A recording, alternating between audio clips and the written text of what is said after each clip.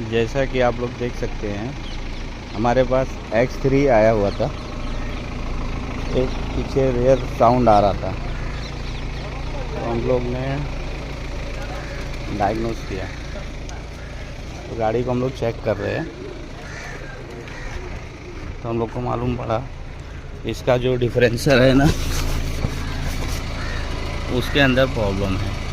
तो अभी हम लोग इसको खोलेंगे और रिपेयर करेंगे। तब तक चैनल लाइक करें, सब्सक्राइब करें।